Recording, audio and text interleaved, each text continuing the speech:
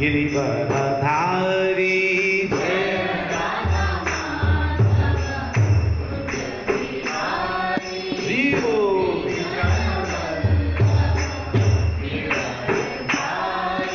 जय राधा माधव कुंज बिहारी गोपी जन वल्लभ गिरिवरधारी जय राधा माधव कुंज बिहारी गोपी जन वल्लभ गिरिवरधारी जय राधा माधव कुंज बिहारी गोपी जन वल्लभ गिरिवरधारी जय राधा माधव कुंज बिहारी गोपी जन वल्लभ गिरिवरधारी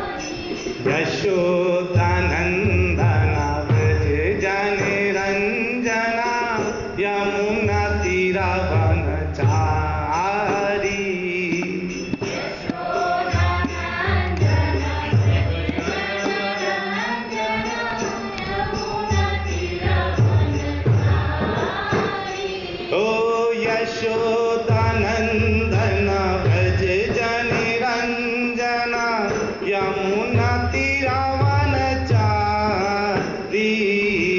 यशोदानंदन व्रज जन रंजना यमुना तीरवनचारी जय राधा माधव कुंज बिहारी गोपी जन वल्लभ गिरिवरधारी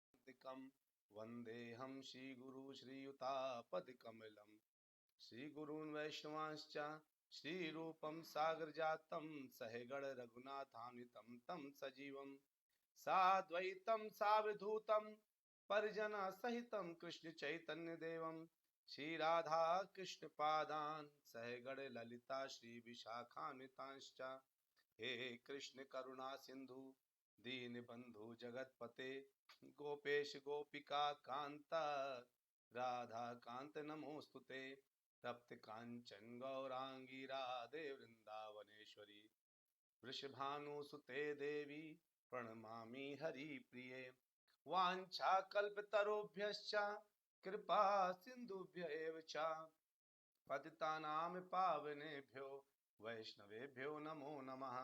जय श्री कृष्ण चैतन्य प्रभो नित्यानंदा श्री अद्वैता गदाधर शिवास आदि गौर भक्त वृंदा हरे कृष्णा कृष्णा कृष्णा हरे हरे हरे रामा रामा रामा हरे हरे हरे कृष्णा कृष्णा कृष्णा हरे हरे हरे रामा रामा रामा हरे हरे हरे कृष्णा कृष्णा कृष्णा हरे हरे हरे रामा रामा रामा हरे हरे हरे कृष्णा। कैसे हैं आप लोग? उम्मीद करते हैं कि बिल्कुल बहुत अच्छे से होंगे। और आप सब लोग जो है भगवान की कृपा से जिस तरह से आप समय पर आ करके बैठ कथा सुनते हैं वो मुझे बहुत उत्तम लगता है। देखिए, हमारा सबसे पहले समय पर आना और कथा को शुरू कर देना ये बहुत ज़रूरी है, क्योंकि जब तक हम कथाओं को सिंसियरली नहीं सुनने का प्रयास करेंगे ना, हमें समझ लीजिए कि हम बस सुन रहे हैं, लेकिन उससे हम कुछ प्राप्त नहीं कर रहे हैं। क्योंकि किसी, जैसे अगर आपने मान लीजिए खाना बनाते हैं, खाना बनाते वक्त अगर आप सिंसियर हैं अपने खाना बनाने के लिए, तो आप बहुत टेस्टी खाना खिला सकते हैं। अगर आप जो है खाना, और खाना छोड़ दीजिए, अगर आप कोई पेंटिंग करते हैं, अगर आप बहुत सिंसियरली पेंटिंग करने बैठ गए हैं, तो क्या होगा, आपको बहुत अच्छा जो है पेंटिंग बन के निकल आएगा। यानी कोई भी कार्य जो आप सिंसियरली करते हैं ना, वो बहुत उत्तम हो जाता है। तो आप दुनिया का कोई भी कार्य करें, लेकिन सिंसियरली, जैसे एक भागवत कथाएं चल रही हैं, इनको बहुत सिंसियरली सुनना चाहिए, क्योंकि अमृत बरस रहा है। और आज तो, अभी तो हम आजकल बहुत अच्छा फ्लो में चल रहे हैं। वो फ्लो क्या है, जहां पर विदुर जी हमें बता रहे हैं अपने कर्मों के द्वारा कि किस प्रकार हमें जीवन जीना चाहिए। देखिए, किसी कवि ने लिखा है, जहां मान ना हो वहां जाना नहीं, अपमान की रोटी खाना नहीं, है ना, ऐसे करके लिखा है। तो लेकिन किस तरह का मान, हम इस तरह का मान की बात नहीं करते कि ये मान जो है कि हम अपने अभिमान की वजह से, हमारा अहंकार की पुष्टि तुष्टि संतुष्टि नहीं होती, तो हम उस अहंकार में अगर हम फंसे हुए हैं, तो हम उस अहंकार की वजह से कहीं नहीं जाएंगे। अरे नहीं, बिल्कुल ऐसी गलती नहीं करना है। अरे वो तो जो है, उसने तो हमको पानी भी नहीं पूछा, हो सकता है कोई कारण रहा हो, एक ये बात अलग होती है। लेकिन एक बात, जहां पर दुर्योधन ने बहुत गंदे ढंग से विदुर जी को सुनाया, और विदुर जी ने ये नहीं सोचा कि मैं इसका गलत करूं, बुरा करूं। हमने देखा था क्या किया था उन्होंने, सरस्वती नदी गए थे और पूरे कर्म कांड किए थे उन लोगों के लिए। यानी उन्होंने गलत करने का सोचा नहीं, उन्होंने सोचा मेरा समय ओवर हो गया, अब मुझे ज्यादा करने की जरूरत नहीं है, क्योंकि मैं अब करूंगा तब मैं इनके बोझ के तले दब करके करूंगा, है ना। यानी एक अपमान का बोझ तो है ही है, साथ में क्या है, एक ये लोग अपमान करने में लगे हुए हैं, और साथ में इस अपमान को मैं सह करके अगर मैं यहाँ रहता हूं, तो इसका मतलब है कि दुर्योधन का मान और बढ़ जाएगा। तो उसको बचाने के लिए कई बार अच्छे जो हमारे जो सीनियर वैष्णवाज होते हैं ना, वो लोग जो है इस तरह का प्रयास करते हैं। तो अभी देखते हैं, आज हमारा 1.3.1.23, उसमें विदुर जी क्या किए, कहाँ कहाँ घूमे, और उनको कौन मिले, आज हम इसमें चर्चा करेंगे। ठीक है, बहुत उत्तम कथा होने वाली है आज की। तो आते हैं 3.1.23। देखिए, हम लोग एक एक करके कथाओं को देख रहे हैं, उनको समझ रहे हैं, और वो जो हम कथाएं कर रहे हैं वो उत्तम कथाएं हैं, है ना। इन कथाओं को बिल्कुल विशेषकर बहुत ध्यान से सुनिएगा। ठीक है, चलिए हमारे साथ गाइए इसको। अन्यानि चेह दुज देव दई देवई। अब इसको देखिए, इसके सुर अलग अलग होते हैं, आप ऐसे भी गा सकते हैं, अन्यानि चेह द्विज देव देवैः कृतानि नानायतनानि विष्णो प्रत्यंग मुख्यांकित मंदिराणि यदर्शनात् कृष्ण मनुस्मरन्ति। एक ये तरीका है गाने का। इसको थोड़ा और प्यार से गाना चाहते हैं, अन्यानि चेह द्विज देव देवैः कृतानि नानायतनानि विष्णो प्रत्यंग मुख्यांकित मंदिराणि यदर्शनात् कृष्ण मनुस्मरन्ति। एक ये है। तो अब आपकी मर्जी है, आप इसको कैसा गाना चाहते हैं, लेकिन श्लोकों को ना बिल्कुल अच्छे तरीके से जो है गाइए और सुनिए। तो आप सभी लोग जो है ने देखा इसको कैसे पढ़ सकते हैं, तो आप लोग उसको पढ़ने का प्रयास किया करिए, है ना, अच्छे से। तो अब देखिए, अन्यानि मतलब अन्य, च तथा, इहि यहाँ, द्विज देव महर्षियों द्वारा, देवई तथा देवताओं द्वारा, कृतानि स्थापित, नाना विविध आयततानि आयतनानि विविध रूप, विष्णु भगवान के प्रति प्रत्येक अंग अंग मुख्य प्रमुख अंकिता चिन्हित मंदिराणि मंदिर, यत जिनके दर्शनार्थ दूर से दिखने से कृष्णम आदि भगवान को अनुस्मरंती निरंतर स्मरण कराते हैं। वहां कहते हैं, वहां महर्षियों तथा देवताओं द्वारा स्थापित किए गए पूर्ण पुरुषोत्तम भगवान विष्णु के विविध रूपों से युक्त अनेक अन्य मंदिर भी थे। तो देखिए क्या देखने को मिला है, वहां महर्षियों तथा देवताओं, आप कहेंगे महर्षियों तो ठीक है, देवताओं द्वारा स्थापित, ये क्या चीज है। मतलब देवताओं ने कौन से मंदिर आकर के, पूर्ण पुरुषोत्तम भगवान के मंदिर आकर के स्थापित कर दिए।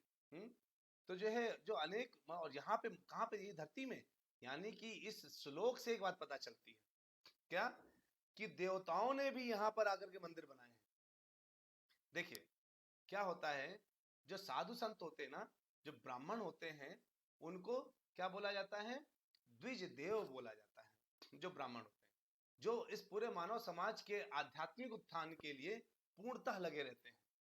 वो डेली भागवत करेंगे आपको सुनाने के लिए, डेली आपको कीर्तन भजन कराएंगे, डेली आपको भ्रमण कराएंगे, ब्रज दर्शन कराएंगे, नाना प्रकार से आपके लिए पूर्ण प्रयास करेंगे ताकि आप आध्यात्मिक उत्थान प्राप्त कर सकें। उनको द्विज देव बोला जाता है। अर्थात वो लोग जो भगवान का प्रचार प्रसार करते हैं दूसरों के आध्यात्मिक उत्थान के लिए, वो द्विजों में सर्वश्रेष्ठ कहा जाते हैं। और जो चंद्रलोक से ऊपर के जो लोग हैं ना, उनको जो उत्कृष्ट लोग हैं, उनके जो वासी है उनको देव कहा जाता है। ध्यान रखिएगा, देव किसको कहते हैं, जो चंद्रलोक के ऊपर के वासी हैं, निवासी, वो देव कहलाते हैं। और जो यहाँ पे धरती लोक में रह करके संपूर्ण मानव समाज को प्रचार प्रसार के द्वारा आध्यात्मिक उत्थान में लगे रहते हैं, वे द्विज देव कहलाते हैं। और पहले द्विज देव और देव दोनों मिलकर के कार्य किया करते थे, है ना, समझ आया। तो पहले क्या था, द्विज देव। तो यानी अगर हम इसमें थोड़ा सा चर्चा करें इस विषय के ऊपर, तो कि आखिरकार भगवान को क्या, यानी भगवान के लिए करने के लिए जो देव हैं, वो कहाँ लगे, वो डिपेंडेंट होते थे हमारे साधु संतों के ऊपर। कैन यू इमेजिन, आप सोचिए, इमेजिन करिए, है ना। ये जो हमारा जो समाज है ना, इस 4 वर्णों में बटा हुआ है। और इसीलिए जो 4 जो आध्यात्मिक प्रयाग है ना, उनमें विभाजित है। मैं 4, तो प्रभा जी कहते हैं मानव समाज 4 सामाजिक वर्णों तथा 4 आध्यात्मिक प्रयागों में विभाजित है, और जो हर मनुष्य में लागू है। तो कोई ना कोई, और इस प्रणाली को क्या कहते हैं, हम लोग क्या कहते हैं, ये वर्णाश्रम धर्म कहलाती है, यानी वर्णाश्रम धर्म।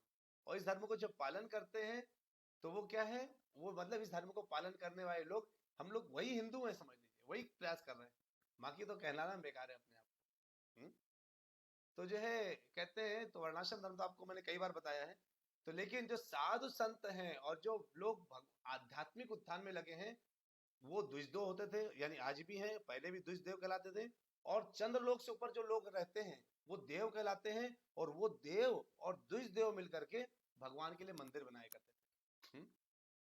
तो भगवान के विभिन्न स्वरूप होते थे, जैसे गोविंद, मधुसूदन, नृसिंह, माधव, केशव, नारायण, पद्मनाभ, पार्थ, सारथी, ये सब नामों से मंदिरों की स्थापना होती थी, है ना। तो पहले मंदिर ऐसे बनते थे। तो कहते हैं भगवान जो है क्या है, अब भगवान के इतने रूप हैं, इतने नाना प्रकार के अनेक रूप हैं, लेकिन और वो सभी रूप दिखने में क्या है, कोई नरसिंह दिख रहा है, कोई माधव दिख रहे हैं, कोई केशव दिख रहा है, कोई नारायण दिख रहा है, कोई पद्मनाभ दिख रहा है, लेकिन सब अलग अलग दिख रहे हैं। लेकिन वस्तुतः क्या, ये सब एक है, एक दूसरे से अभिन्न है। अगर आप नरसिंह बोलते हैं तो मतलब कृष्ण बोलते हैं, गोविंद बोलते हैं मतलब कृष्ण बोलते हैं, नारायण बोलते हैं मतलब कृष्ण बोलते हैं, पार्थसारथी बोलते हैं मतलब कृष्ण बोलते हैं, है ना। तो अब जो पहले जो विष्णु के जो मंदिर बनते थे, उनमें 4 हाथ प्रयोग होते थे, और हर हाथ में क्या है, शंख, चक्र, गदा, कमल, ये होते थे। अब शंख, चक्र, गदा, कमल अगर हाथ में है, तो अगर चक्र ऊपर है तो नाम अलग होगा, चक्र नीचे तो नाम अलग होगा। मतलब कमल ऊपर पकड़ रखा है, कमल नीचे पकड़ रखा है। तो प्रभुपाद जी कहते हैं कि जो चक्र है वो सबसे प्रमुख होता था इनमें, क्योंकि चक्र का मतलब, क्योंकि भगवान कृष्ण ने इन चारों में, ना भगवान को, कृष्ण को आपने कभी कमल पकड़े देखा होगा, ना कभी अपने हाथ में शंख, ना गदा, लेकिन एक चीज उनके हाथ में रहता है, वो है चक्र। इसलिए भगवान को चक्री बोला जाता है। अब भगवान चक्री भी कहलाते हैं। तो उस वक्त अब इधर क्या लिखा है आपको दिखाते हैं फिर से, श्लोक में कहते हैं कि ये मंदिर भगवान के प्रमुख प्रतीकों से अंकित थे और आदि भगवान श्री कृष्ण का सदैव स्मरण कराने वाले थे। देखिए दूसरी लाइन, ये मंदिर भगवान के प्रमुख प्रतीकों में से अंकित थे और आदि भगवान श्री कृष्ण का सदैव स्मरण कराने वाले थे। अब अगर ये मंदिर ऐसे थे, इसका मतलब क्या हुआ, तो इनमें क्या ऐसा प्रतीक था, वो थोड़ा प्रतीक जानना जरूरी ना। तो ये जो चक्र है ना, ये चक्र, तो आप देखेंगे जो भगवान के जो मंदिर बनते हैं उनके ऊपर चक्र लगे होते हैं, जो देखा हो, तो वो जो चक्र दूर से ही देख के पता चल जाएगा कि भगवान कृष्ण से संबंधित कोई मंदिर है। इसके अंदर तो विष्णु होंगे या तो कोई ऐसे, यानी भगवान कृष्ण से संबंधित ही कोई मंदिर है। तो इसलिए उन चक्रों को, इसलिए भगवान को चक्री बोलते हैं। और ऐसे मंदिरों में जिनमें चक्र लगा होता है वो भगवान कृष्ण के मंदिर कहलाए जाते हैं, यानी उनसे संबंधित मंदिर। वो और कोई नहीं हो, चक्र किसी और में नहीं मिलेगा आपको। लेकिन जैसे धीरे धीरे करके क्या होता है, कई लोग अपने घरों में लगा लेते हैं कि हम भगवान से संबंधित हैं, यानी चक्र पद गदा पद सब लगा रख लेते हैं।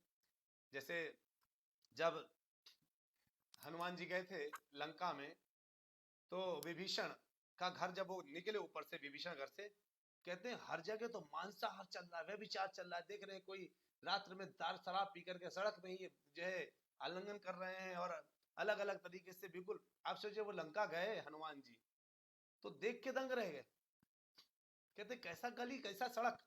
जैसे आज विदेश दिखता है ना, विदेश, आप अगर विदेश चले जाइए तो वहां पर आपको ऐसे नंगे धड़ंगे लोग दिखाई देंगे। मैं सभी के लिए बात नहीं कर रहा हूं मैं, लेकिन जैसे कोई आप अलग अलग क्षेत्रों में जाइए वहां दिखाई देंगे आपको, जो लोग आपको सड़कों में प्यार करते दिखाई देंगे। तो वो अलग अलग जगह पर अलग अलग वो देखेंगे। तो जब हनुमान जी गए तो उन्होंने देखा क्या इधर शराब पी करके लोग आलिंगन कर रहे हैं, संबंध साबित कर रहे हैं, लोग ऐसे कपड़े कहाँ है पता नहीं चल रहा, सब ऐसे घूम घाम के वो पहुंचे। तो बीच में क्या देखा, एक विभीषण जी का मंदिर देख, विभीषण के घर के ऊपर से निकले कि इस घर में क्या चल रहा है। वहां शंख चक्र गदा पद्म इत्यादि भगवान के चरण चिन्ह, अरे ये कहां से आ गया, यानी ये जो कीचड़ है उसमें ये कमल कहां से खिल गया। जैसे प्रभुपाद जी ने कीचड़ में कमल, इस्कॉन रूपी कमल खिलवा दिया। हिप्पीज से पूरा गवर्नमेंट परेशान था, वो कहीं भी शराब पी के ऐसे नंग धड़ंग ऐसे लेट जाते थे कहीं भी। मतलब प्रभुपाद जी जब एक बार प्रीचिंग करने गए, उनको प्रीचिंग के लिए इनवाइट किया गया, जब वहां पे गए तो उन्होंने क्या देखा कि सामने जो सभा बैठे ना उनमें से कोई भी कपड़ा ही नहीं पहने था। तो प्रभुपाद जी देख कर, प्रभुपाद जी देखिए सन्यासी, देख के वो परेशान नहीं हुए, वो देखे उनको और कहते हैं जिस तरह से बच्चा जन्म लेता है उस तरह से आप बैठे हैं, लेकिन जैसे जैसे बच्चा बड़ा होता है ना वैसे वो समझदार हो जाता है, इसलिए आपको समझदार हो जाना चाहिए। तो प्रभुपाद जी ने इस तरह से करके उस बात को मोटिवेट करके जो है बताया, और वो हिप्पीज को हैप्पी बना दिया। और वो हैप्पी लोग लोगों के लिए एक रहने का ठिकाना, जो सड़कें पड़े रहते थे उनके लिए मंदिरों का निर्माण कर दिया। और प्रभुपाद जी ने जब मंदिरों का निर्माण किया तो लोग वहां पर, वही हिप्पीज जो एक समय अपने ड्रग्स के इंजेक्शन लिया करते थे, शराब में धुत रहते थे, सेक्स में धुत रहते थे, उनको मंदिरों में पुजारी बना दिया। ये है प्रभुपाद जी, उन्होंने कीचड़ में इस्कॉन टेम्पल रूपी कमल खिलाया। इसको बोलते हैं इस्कॉन टेम्पल रूपी कमल खिलाना। और उस कमल में वो सब आकर के आसीन हो गए जो भगवान के प्रति बिल्कुल, जो पहले प्रभुपाद जी के प्रति बिल्कुल समर्पण हो गए, फिर वो भगवान के प्रति समर्पण हो गए, वो सब उस कमल में आके आसीन हो गए, इस्कॉन रूपी कमल में। और वो सुरक्षित तैर रहा है इस समय कीचड़, बाकी सब कीचड़ में पड़े हुए। तो आज जब भगवान उस चक्र के हम देखें किसी मंदिर में तो हमें पता चल जाएगा कि और ये चक्र तो केवल क्या है, भगवान कृष्ण का चक्र है, यानी ये जो मंदिर है ये भगवान कृष्ण का मंदिर है। लेकिन आज तक आजकल क्या है, किसी को पता नहीं है, ये भागवतम का ये श्लोक पढ़ा नहीं, इनको सबको समझा नहीं, और मंदिर बना दिया। मंदिर बना है भगवान कृष्ण का, ऊपर फैल रहा है झंडा, है ना। तो जो है क्या है, उनको पता नहीं कि इसके ऊपर चक्र लगाना चाहिए, तो अपने अनुसार मंदिर बन जाते हैं। तो अगर कभी आप मंदिर देखिए, मंदिर में अगर कुछ ऐसा दिखाई दे, समझ लीजिए किसी बस ऐसे ही व्यक्ति ने मंदिर बना दिया जिसको भागवतम का उतना ज्ञान नहीं। तो विदुर जी उन्हीं मंदिरों को तलाश करते करते पहुंच रहे थे, है ना। तो जो है अभी देखते हैं, अब वो देख रहे हैं और उनको बहुत आनंद आ रहा है भगवान के अलग अलग रूपों के दर्शन करके। आप भी ऐसे ही कभी धाम के दर्शन करिए, आपको भी वृंदावन मथुरा इधर जब जाएंगे अलग अलग जगहों पर, तो आप उन दर्शनों को करेंगे तो आपको बहुत आनंद आएगा, बहुत ही ज्यादा आनंद आएगा। तो अब हम लोग देखेंगे अगला श्लोक, इसमें अच्छी खासी चर्चा हुई हम लोगों की। 3.1.24, ठीक है। हम लोग देखिए कैसे बूंद बूंद करके आगे बढ़ रहे हैं। तीसरा अभी हमने कैंटो शुरू किया था, पहला चैप्टर शुरू किया था, तो उसके 24 श्लोक हो गए हमारे, है ना। देखिए जो नियमित आता रहेगा ना, उसकी भागवतम का एक एक श्लोक का सोचिए, आप 7 दिन की भागवत सुनिए, आप 1 महीने की भागवत सुनिए, लेकिन जो ये भागवत का जो हमारा प्रसंग चल रहा है ना, कि एक एक श्लोक, एक एक शब्द के ऊपर चल रहा है, और ऐसी व्याख्या आज तक इंटरनेट के ऊपर कभी नहीं हुई। ये मैं आपको बता रहा हूं, इंटरनेट के ऊपर अगर ऐसी व्याख्या हो रही है तो हम लोग नसीब वाले, भाग्यशाली। हमें अपने इस भाग्य को भगवान कृष्ण के उस आशीर्वाद के लिए उनको समर्पित करना चाहिए कि आपने हमें ऐसा भाग्य दिया कि ओमकारेश्वर के पास भगवान ने थोड़ा सा गला दिया, और पढ़ करके मैं आपको जो भी आचार्यों ने बोला कम से कम सुना सकता हूँ, और आपको वो शक्ति दी कि आप हर दिन आधे घंटे बैठ करके कान में ईयरफोन लगा करके सुन सकते हैं। देखिए, मैं ये नहीं कह रहा कि बैठ करके आप हाथ में कॉपी पेन लेके ध्यान से सुनिए। सबसे उत्तम श्रवणम तो यही है कि आप जब बैठे हो ना, आप जब सुन रहे हो ना, तो पूरे देखिए 24 घंटे में केवल ये आधे घंटे, देखिए इस समय मैं कुछ और कर रहा हूँ क्या, आपको कथा सुनाने के अलावा केवल बैठ करके ध्यान से आपको कथा सुना रहा हूँ ना, पैदल में दूसरा कोई काम नहीं कर रहा। प्यास भी लगी होती है तो आज तक आपने मुझे कभी पानी पीते हुए नहीं देखा होगा। कथा के बीच में एक बार बस माता जी ने बोला था आप लौंग खा लीजिए, आज तक मैंने नहीं ली होंगे तो 350 कथाएं इंटरनेट पे ली है, 350 400। उस 400 कथाओं में पहली बार एक लौंग माता जी को के कहने पर खाया था उनके सामने। मैं इसके पीछे कुछ नहीं करता, केवल कथा करता हूँ। तो जो है उस समय जब ऐसे जब कथाएं चले, सबसे उत्तम विधि है कि कॉपी पेन लेकर बैठना। लेकिन अब आपको बहुत अर्जेंट है, खाना बनाना है ना, हम लोग को खाना बनाना है और जो है कुछ और काम करना है, पति को जाना है, और लेकिन उस वक्त आपको कथा भी सुननी है। कोई बात नहीं, एटलीस्ट कान में लगा लीजिए, नहीं लगाइए तो स्पीकर में लगा के रख दीजिए, ताकि आपको सुनाई दे, साथ में वातावरण को सुनाई दे भागवतम। आपके घर में अगर ये वातावरण में डेली एक श्लोक पढ़ा जाता है, आपका घर गोलोक के बराबर हो जाता है, भगवान वहां पे आके रहना चाहते हैं। आपको पता है इस चीज का? जिन कानों से भागवत सुनी जाती है उस हृदय में भगवान रहना चाहते हैं, जिन मुख से कथा बोली जाती है उस जिह्वा में भगवान रहना चाहते हैं। ये भगवान की अपनी इच्छा है ना। तो सबसे उत्तम विधि तो ये है। लेकिन अगर जो है मान लीजिए ये सब नहीं कर पा रहे हैं, तो किसी भी विधि से ये 9:30 से 10 आधा घंटा केवल अटेंड कर लीजिए। कभी कभी मैं तो इधर उधर बिजी होता हूँ, नहीं कर पाता कथा, लेकिन बहुत रेयर ऐसा होता है। तो आते हैं 3.1.24, क्या कहते हैं? ततस्त्वतिव्रज्य सुराश्रमिद्धं सौवीर मत्स्यान् कुरुजांगलांश्च कालेन तावद्यमुनामुपेत्य तत्रोध्वं भागवतं ददर्श। तत्रोध्वं भागवतं ददर्श। ददर्श मतलब देखा। ततः वहां से, तू लेकिन, अतिव्रज पार करके, सुराष्ट्रम सूरत का राज, रिद्धम अत्यंत धनवान, सौवीर मत्स्यान मत्स्य साम्राज्य, कुरजांगलान दिल्ली प्रांत तक फैली पश्चिमी भारत का साम्राज्य, च भी कालेन यथा समय, तावत ज्यों ही यमुना नदी के किनारे, उपेत्या पहुंचकर, तत्र वहां, उद्धवम यदुओं में प्रमुख उद्धव को, भागवतम भगवान कृष्ण के भक्त, ददर्श देखा। वाह, कहते ना भागवतम ददर्शा, तत्रोध्वम यानी उद्धवम मतलब उद्धव को, आहा, वो जो स्वयं भागवत है उनके दर्शन हुए। तत्रोध्वम भागवतम ददर्शा, देखा, किसको देखा? कहते तत्पश्चात वे अत्यंत धनवान प्रांतों में, जैसे पहले धनवान प्रांत कौन होते थे पता? जो आजकल सूरत है, सौवीर, मत्स्य से होकर कुरजांगल नाम से विख्यात पश्चिमी भारत से होकर पहुंचे, है ना, यानी पश्चिमी भारत, तो जो वेस्ट इंडिया कह सकते हैं इन पश्चिमी भारत से होकर गुजरे।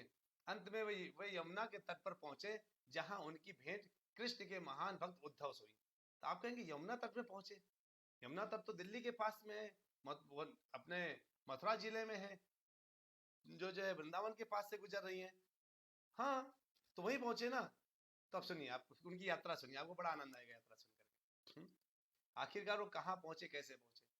तो जो आज जो ये मथुरा जिला है ना, ये जो है दिल्ली से लेकर के उत्तर प्रदेश के मथुरा जिला तक का लगभग 100 वर्ग मील का भूखंड है, जिसमें हरियाणा भी आता है, जो गुड़गांव जिले का एक अंश भी उसमें सम्मिलित है ना, यानी गुड़गांव जिला भी उस 100 मील में आता है।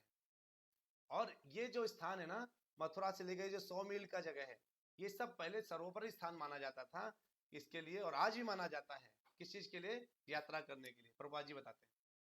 ये भूभाग पवित्र क्यों है? क्योंकि यहाँ भगवान ने कई बार जो है लीलाएं करी, है ना। कई बार आकर के वहाँ ये जन्म लिए भगवान ने, और जन्म लेकर के उन्होंने क्या किया, अलग अलग तरीके से वहां पर उन्होंने लीलाएं करी, है ना। और उन्होंने वहां पे आकर नंद महाराज के यहाँ पे आए, और वहां पे कृष्ण भाग बिल्कुल छोटे बच्चे बन करके आए, माखन के लिए आए, है ना, और खेले। उनकी बाल लीलाएं हुई, गोपियों के साथ लीलाएं हुई, और जो है उन गोपियों के साथ लीलाएं करके उन्होंने जो है फिर बाद में जाकर के कंस का वध किया, है ना। तो ये सब कहाँ पे हो रही है? इसी 100 मील के अंदर हो रहा है। तो अब उस सब चीज को जाने की सोचिए, भगवान कृष्ण स्वयं घर में है और उद्धव जंगल में है, और भटक कर भगवान कृष्ण को और जानने का प्रयास कर रहे हैं। हम घर में हैं, जंगल जाने का मन नहीं है, और घर बैठे बैठे भगवान को बुलाना चाहते हैं। अंतर है कि नहीं है कि नहीं? राधा माता जी करें वी आर सो लकी। माता जी आप जितना लकी भाग्यशाली है, उससे 100 गुना भाग्यशाली मैं हूँ, क्योंकि मैं आपको कथा सुनाने के लिए मैं कथा के ऊपर डूबता हूँ। जब तक मैं कथा में डूबूंगा नहीं, जब तक मैं श्लोकों में डूबूंगा नहीं, आपको मैं डुबकी लगवा नहीं सकता। पहले जाके मुझे गहराई नापनी पड़ती है, फिर आपको गहराई तक ले जाना पड़ता है। तो मुझे 2 चक्कर लगाने पड़ते हैं उस गहराई के। एक बार पहले खुद जाता हूँ, फिर आपको लेके जाता हूँ। तो आप लोगों की वजह से मेरा भाग्य ज्यादा उदित है, इसलिए कृपया मेरे ऊपर आप लोग अपना आशीर्वाद बरसाने के लिए जरूर कथा सुना करिए, ताकि जो है कम से कम एक व्यक्ति का कल्याण भरा हो जाए। आप लोग तो वैसे भी परम वैष्णव जो कथा सुन रहे हैं। तो कहते हैं तो राजा मैं भगवत गीता डिस्ट्रीब्यूट करेंगे।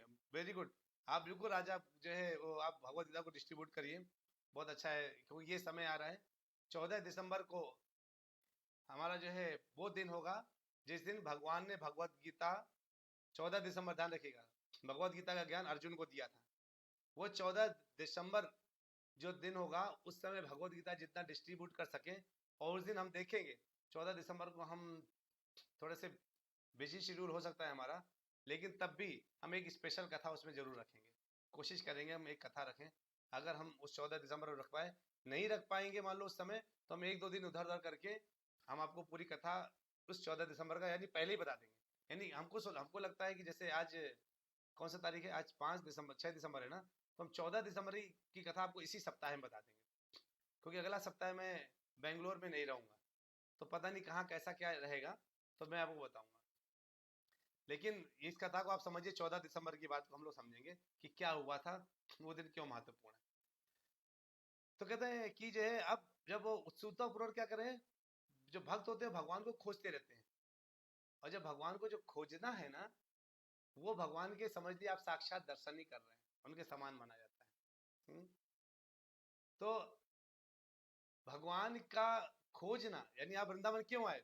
क्योंकि आप भगवान को खोजना चाह रहे थे, आप उनको पाना चाह रहे थे, है ना। तो अभी क्या है, अब शुद्ध भक्ति की एक अलग कहानी है। क्या कहानी है? प्रेमांजना छुरित भक्ति विलोचनेना संता सदैव हृदयेषु विलोकयन्ति यम श्याम सुंदरम अचिंत गुण स्वरूपम गोविंदमादि पुरुषम तमहम भजामि। देखिए कहते ना, पानी भीतर ठाड़ है रटे प्यास प्यास, मुझे प्यास लगी है, मुझे प्यास लगी है। लेकिन पानी के अंदर खड़ा होकर के आप कहेंगे ऐसा कौन मूर्ख होगा जो पानी के अंदर खड़ा होकर के कहता है मुझे प्यास लगी, मुझे प्यास लगी। अरे पानी को उठा के चुल्लू पर पी ले। तो कब ऐसा होता है? जब होता है मन अंते तन अंते, जब शरीर अलग होता है और मन अलग होता है। ये शरीर कहाँ लगना चाहिए? भगवान के पास लगना चाहिए। तो जब हम भगवान में शरीर लगा इनको पूरा लगाते हैं सेवा में, इन आंखों को सेवा में लगाते हैं, तो भगवान क्या करते हैं ना, हमें अपनी अनुभूति कराने लगते हैं। आप जहां बैठे हो वहीं पर अनुभूति कराने लगते हैं, और इतने भाव में जो अगर आप डूब जाते हैं तो भगवान अपने दर्शन भी देते हैं। देखिए ध्रुव महाराज जब वो जो है भगवान की पूजा करने के लिए खड़े हुए, भक्ति करने के लिए खड़े हुए नारद जी से मिलने के बाद, तो भगवान उनके हृदय में दर्शन दे रहे थे, उनके हृदय में बैठ करके। और ध्रुव महाराज सामने से दर्शन नहीं, हृदय में कर भगवान अभी नहीं दिख रहे। कभी खाना थोड़ा थोड़ा से खाते थे वो भी छोड़ दिए, पानी छोड़ दिए, फिर हवा छोड़ दिए, बिल्कुल सांस लेना छोड़ दिया, और वो सब के बाद भगवान उनके हृदय में दर्शन देना शुरू किया। कुछ देख रहे हैं, दर्शन कर रहे हैं और पूरे टाइम ध्यान से उनको देख रहे हैं, और अचानक जैसे नहीं कभी टीवी ऐसे बंद हो जाती, भगवान के दर्शन पूरे ऐसे बंद हो गए, खत्म। भगवान दर्शन बंद हो गए, वो बाहर छटपटाने लगे, कहाँ गए भगवान, कहाँ गए भगवान। उन्होंने अचानक आंख खोली तो सामने देखा भगवान खड़े, प्रेमान जना छुरित भक्ति विलोचन। जब हम अंजन, प्रेम का अंजन भगवान की लगाते हैं ना, और श्रद्धा पूर्ण विश्वास के साथ भगवान के पीछे पड़ जाते हैं, बस चाहिए चाहिए, तो भगवान हमको दे देते हैं। इसके एक नहीं हजार उदाहरण आपको मैं दूंगा आगे, जैसे जैसे हम भागवत पढ़ते जाएंगे आपको हजारों उदाहरण दिए जाएंगे, जिसमें आप देखेंगे कि भगवान को किन किन चीजों से जीता जा सकता है। हमारे जीवन का उद्देश्य जो है, उस उद्देश्य को कितनी आसानी से प्राप्त किया जा सकता है। अब वो किससे मिल चुके हैं? विदुर जी मिले हैं उद्धव जी से। वाह, आप जब उद्धव जी से मुलाकात हो गई है, उद्धव जी तो भगवान के साथ साथ भगवान के समान ही दिखने वाले, सुंदर दिखने वाले व्यक्तित्व और भगवान के समान ही आकर्षक जो हैं वो उद्धव जी हैं। और उद्धव जी से हम विदुर से मिल चुके हैं। अब भगवान सामने थे, भगवान से सामने से नहीं पूछा कि आपने क्या किया, अब वो उद्धव जी से क्या चर्चा करेंगे, ये सस्पेंस है जो मिलेगा ब्रेक के बाद। चलिए मिलते हैं छोटे से ब्रेक के बाद, कल फिर से आगे के श्लोकों में कि उद्धव और इनके बीच का विदुर संवाद क्या रहा। वांछा कल्पतरुभ्यश्च कृपा सिंधुभ्यैव च पतितानां पावनेभ्यो वैष्णवेभ्यो नमो नमः। आप लोग कथाएं अच्छी तो लग रही है ना, आपको समझ में तो आ रहा है ना, सब सही चल रहा है, आप लोगों को कोई जबरदस्ती तो नहीं लगती ना कथाओं में आने के लिए? क्योंकि बहुत सरप्राइज गौ गोविंद सेवा का आगे है। गौ गोविंद सेवा परम वैष्णवों से मिलकर के, बहुत लोगों से मिल करके हम लोग बहुत उत्तम काम करने का प्रयास करेंगे, जो आप लोगों के सहयोग द्वारा ही होगा। और सहयोग क्या है, आप लोग अपना अपना ब्लेसिंग्स बना के रखिए कि जो हम लोग कर पा रहे हैं, जो करें वो सबके कल्याण के लिए हो।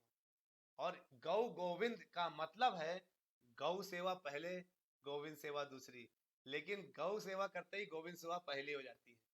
तो ये पूरा समझ लीजिए, इसलिए हमारा गौ गोविंद सेवा परिवार, इसको अब हम लोग बहुत जल्दी, मैं आपको आगे समाचार देता रहूंगा कि इस परिवार के साथ क्या क्या चल रहा है, हमने क्या क्या सोच रहे हैं, और क्या क्या हम लोग बहुत स्पेशल आप सबके लिए करने वाले हैं। वहाँ पे आश्रम बनेंगे, रहने का स्थान बनेगा, खाने पीने की खूब व्यवस्था रहेगी, और खूब आपको मस्ती करने के लिए भागवतम, नियमित भागवतम रहेगा, भगवत गीता रहेगा, और हर प्रकार के संस्कारों के लिए ब्राह्मण आके करा करेंगे। बहुत कुछ हमारा विचार है, हम आपको बताएंगे। साउंड अभी नहीं है क्या? चलिए जोरदार हरे कृष्ण महामंत्र बोलते फिर। हरे कृष्णा कृष्णा कृष्णा हरे हरे, हरे रामा रामा रामा हरे हरे। मिलते हैं ब्रेक के बाद।